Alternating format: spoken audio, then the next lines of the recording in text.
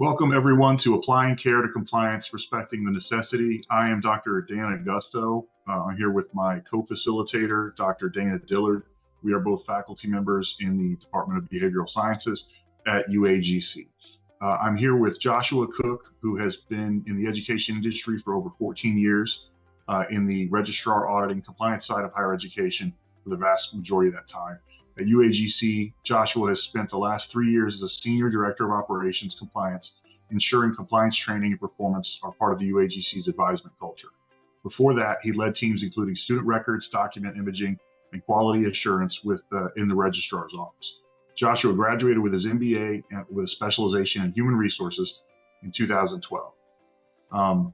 Paula Crooks, also here, is an operations compliance specialist at UAGC with over 35 years of experience working throughout the city of San Diego, California in various post-secondary institutions in student services, student financial services, and operations compliance. Paula has been with the organization for over 14 years and graduated from Ashford University with a BA in organizational management. With that said, I'm going to turn it over to you two. All right, thank you so much, Dan. Again, my name is Joshua Cook, and I'm here with Paula Crooks, and we're going to go through kind of compliance and how it interfaces with a culture of care. So I'll start off, obviously compliance, right? It's everybody's favorite topic because you did intentionally come to this session after all, right? All jokes aside, compliance is really something we need to worry about, whether it's part of our title or not. We're held to standards as an organization, and we need to follow various rules and regulations. But most importantly, I would say compliance is important because it allows us to care about doing the right thing, whether it's for students, clients, or customers. Understanding compliance is not, I would say, just a checkbox that we have to do. But I believe it's really a means by which we can show care to those that we serve. And it can create avenues by which we can better our culture and find greater success. So what do I mean by that? I think a lot of people think of compliance as like this, like we have to do it. It's a requirement, it's red tape. But I think if we switch our framework to a mindset of like, yes, we get to do these things, and they can really set us up to have a value add around the consistency that we provide in our advisement, the accuracy that we provide in our advisement, then we can really get people, on board in our organizations to help, push a culture of care and of compliance as the norm, and it will help us achieve greater excellence in the service that we provide. So ultimately, compliance can actually become a vehicle and an instrument, if you will, in ensuring your clientele has, a better customer service experience. So first, I'm going to talk a little bit about kind of how a compliance program can set you up for success. Having consistent policies, documented, written down so that everybody can access exactly what needs to be done and how it needs to be done. Ensuring that you have a culture where you're constantly referencing those policies. It's one thing to write them down, but if you're not looking at what's written, you're going to land yourself in a little bit of trouble, right? And then you got to execute it. You can't just know it, you've got to do it. And if you do all those things, it's going to provide for an approach that really keeps out the misrepresentation. I personally believe, misrepresentation is probably one of the #1 issues out there in regards to risks that a company might face. Misrep could be anything from what's said by an advisor to a student or a client, misrep on how data might be used or sold. Misrep can also be shared, on an outcomes or a value that you say out there in your marketing materials. Broken and false promises are definitely things that can get a company in trouble quickly. So being able to use compliance as kind of the framework that you set up within your organization will help you not only avoid those risks, but again, better the service like I talked about before. We also need to understand and ensure that beyond all the documentation, training, and execution, that we have the ability to kind of tell whether that actually landed its mark or not. That's where the auditing process, calibrations, reviews, assessments can really kick in and help. Without this process, all of that documentation and training in the world won't necessarily help you unless you know that your employees are actually living it day in and day out. Now, what can happen if you find, a mistake? Heaven forbid, right? But we're all human, mistakes happen. Well, we need to have a robust remediation plan developed, a way to provide coaching, feedback, or corrective action. And I'll go in my next slide over that a little bit more of a model that we utilize here at UAGC to close that loop. But again, I'm sorry, students are expecting kind of that top-notch service. And so ensuring that we can, have a strong, robust compliance program set up, it will help when things go awry, that they can be dealt with straight away, that there are not systemic issues, just that excellent, consistent, compliant customer service being provided. All right, so let me talk about this model here a little bit. We've got kind of our 4 quadrants of training, auditing, coaching, and analysis and feedback. So it all starts in the left, upper left corner here of training and documentation. Like this, in my opinion, it's the foundation. Without it, the rest of it's going to fail. You've got to be able to train your employees appropriately. You've got to be able to document all of the processes and procedures, because when audits come up, that's the first thing that organizations and external agencies look for is what is your policy, what is your process, what have you told your clients or your students. This is one of the areas that I think a lot of people potentially struggle with, especially in a downturn market. Training and development are sometimes the first places that get cut, but I would definitely advise, like, don't do that, right? We got to have, a strong foundation for the rest of this model to really work. The next piece really comes to the auditing side. If you've got good, well-trained folks, and you have a good auditing mechanism that can ensure that all that training and documentation is being executed, then you're going to have a really easy time knowing, how do I need to adapt? Auditing can be done in a variety of different ways. You can monitor phone calls if you're a heavy advisement kind of interaction based team. You can monitor the live chats and the emails, the SMS that go out.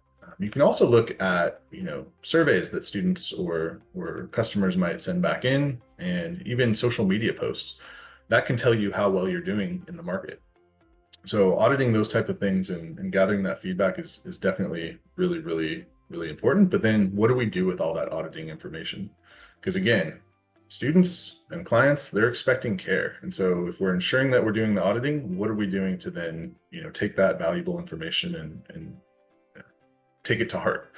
So that, I think, moves us down into that bottom right where the coaching is. When issues do arise, and we know that they do because we're human, this is a great place for managers to go from just, managing teams to really truly leading their teams. You have to know how to take that transformative critical feedback into something that your employees will take to heart.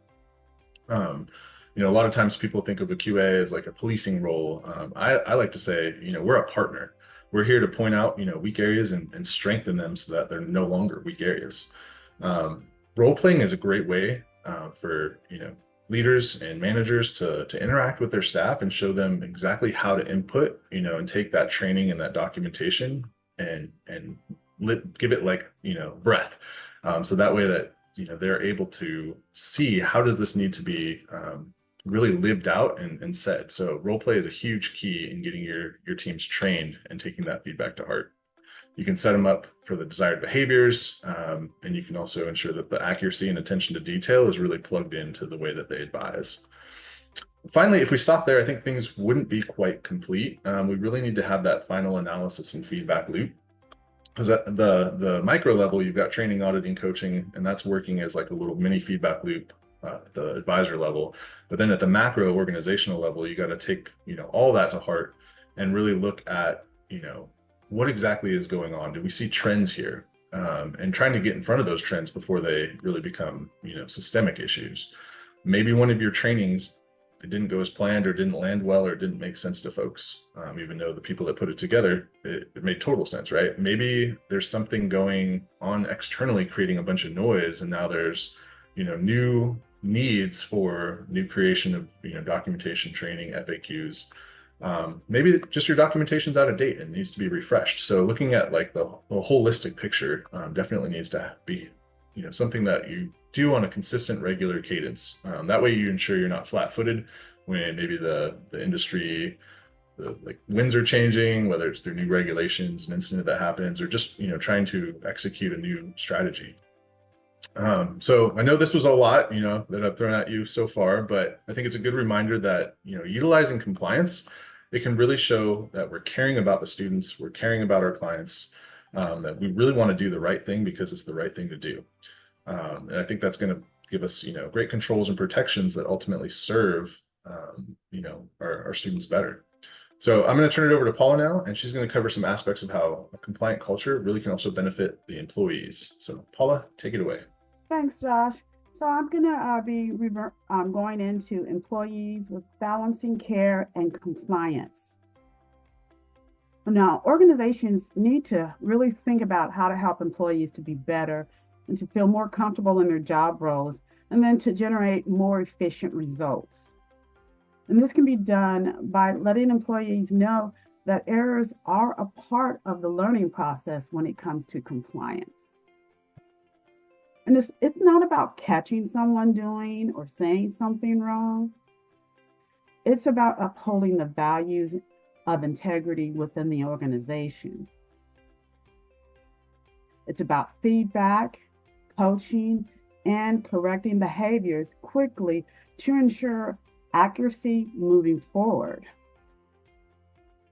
Employees should understand what is expected of them while also recognizing the overall mission and wanting to support it, and not to live in fear of losing their jobs. Now, an example would employee aspects is why it's important, I'm sorry, still trying to get used to this. Why it's important for both employees and students is you could try doing things that you can do is try doing role play. One person could be the prospective student and the other would play the role of an enrollment advisor. And then this is also a fun way for staff to interact with one another as well. Previously in my position, we did mystery shopper. And if you're not familiar with that, what we did on the compliance team is we would actually have our own designated lines, and we actually made phone calls to enrollment, and we actually pretended to be students.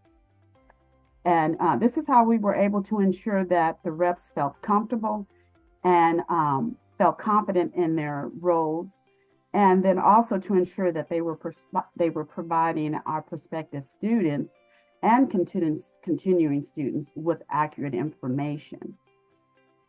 Next slide, Josh. Now, a catalyst to compliance culture is learning, development, and training. The first thing is to provide tailored training to all employees on the importance of compliance, the role they have to play in compliant performance, and the specific risks that they are likely to face. Number two would be to ensure that they understand that they are vigilant as to those risks when communicating with current and prospective students, and being accurate, transparent, and holistic. And thirdly is that you want to openly and enthusiastically convey how important compliance is to the organization and how seriously it is taken by leadership at the top. Let's see. Excuse me. Sorry, Josh. Oh, you're good. It is.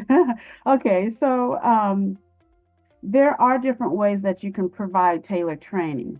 And one way is to follow up with teams where there seems to be an uptick in a few of some of the same compliance issues.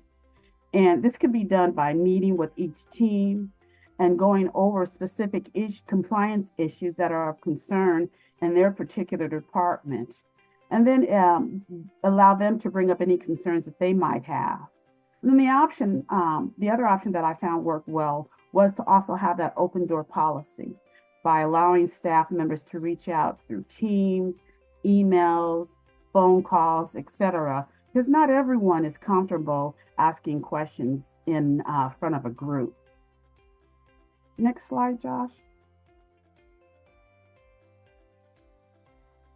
Now, practical strategies and applications. And the best way to ensure compliance is sustained in an organization is to have a comprehensive compliance program in place.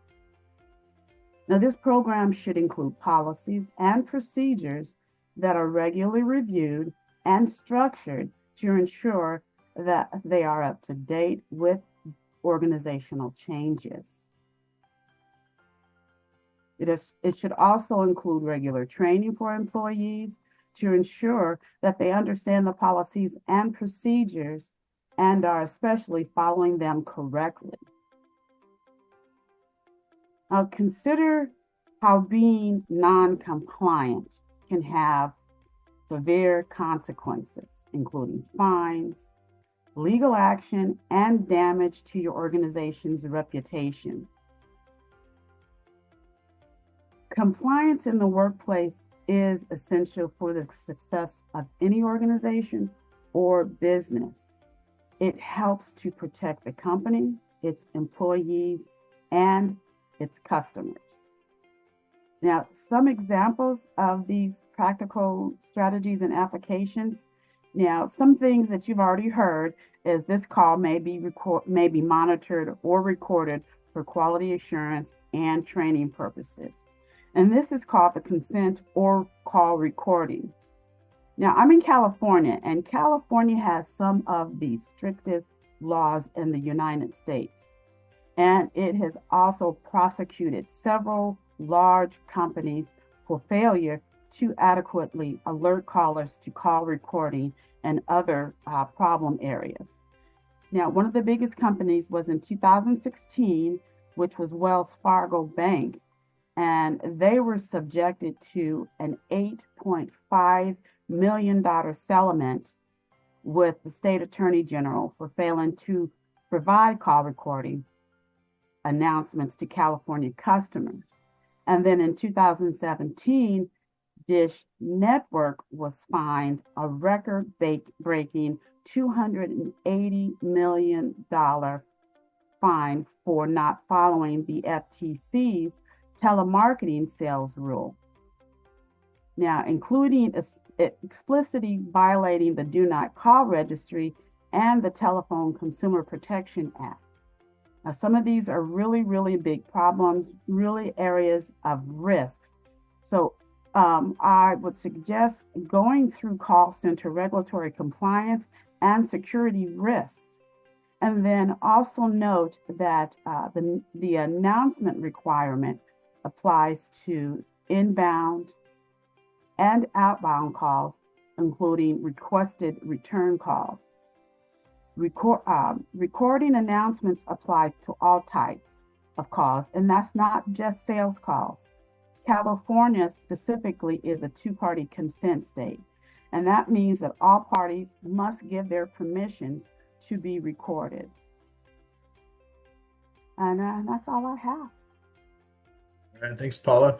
So in summary, you guys can see, a compliant culture can definitely set up any organization to ensure that it's not only, doing it for the regulatory reasons, but it's doing it for reasons that will help create a culture of care. When, students or employees or customers, anybody realizes that what we're trying to do is set up, consistent, repeatable procedures. We have sound training and a foundation of training and documentation, and we go through, audit our students' work or audit our employees' work to ensure our students are getting the best, service, and then having that feedback loop where we can coach when things don't go quite as we expect and do analysis and perform that to ensure that the whole system is working.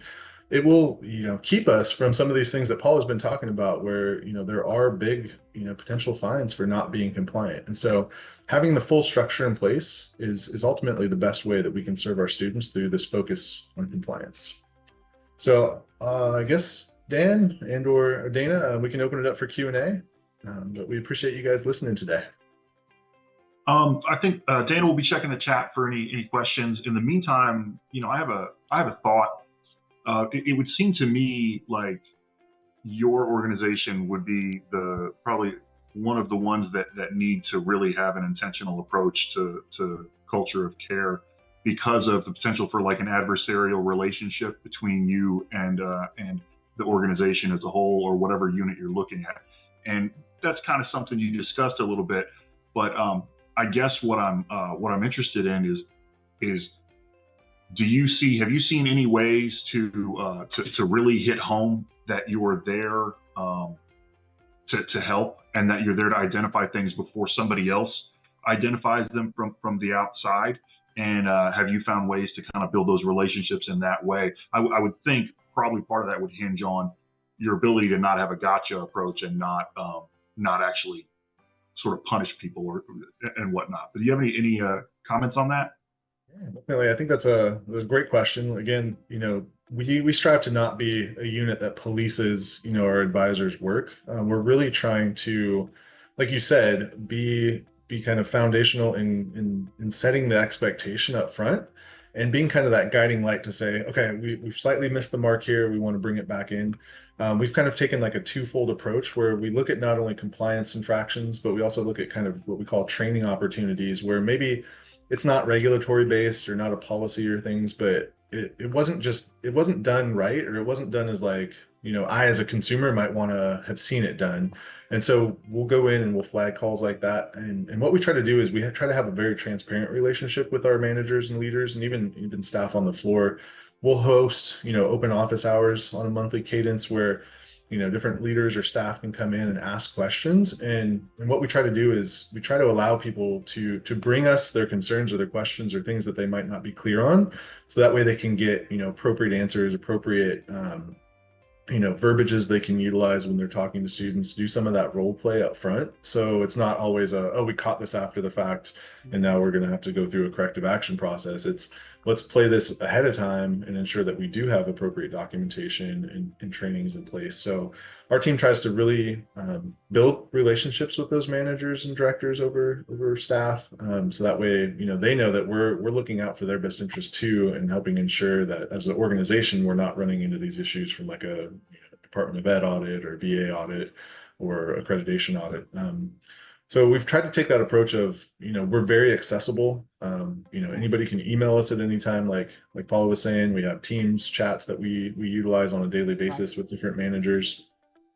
Paula, do you want to add anything else? Yeah, I just jumping in, just thinking about the question that was just posed to us. 'Cause in the beginning, when we really got started with our compliance team, we were always known as the bad guy. But as we developed and we had more working relationships with the management and even leadership and the staff, we just wanted to let them know that we weren't here to try and catch them doing something wrong, saying something wrong, that we were here to help them to continue to learn and develop and know exactly what they're required to do, feel comfortable in their roles. And as Josh mentioned, again, about the open door policy, the open door policy is always there. As I mentioned, in Teams, emails, phone calls, we're always available because we want everyone to feel comfortable in each of their roles. And there's always changes. There's always regulation changes. There's always organizational changes. So we want everyone, including ourselves, to all be on the same page. And that's what we're here for. That makes a lot of sense, Paula. Dr. Augusto, if I can jump in here, there's a fantastic question in chat that I really would like to extend to our panelists, which was posed by Stephanie Kilby. What are some ways that we can show care or demonstrate care for your team? Josh, you want me to take that one? Yeah, go for it, Paula. That's a great question. Yeah, I think for us is just reach out. Let us know your concerns. Sometimes we may not be updated on current changes within some of the departments. Reach out to us. Let us know some of those changes so that we can all continue to stay on the same page. We just have to work together as a team because we all are part of a team, and we're here to help one another. Yeah, I would Thanks a lot, Paula. So thank you so much for your information on this. And I see there's a lot of questions in the chat still blowing up in comments. So if y'all want to check those and communicate with people and whatnot, that would be a great follow-up after this.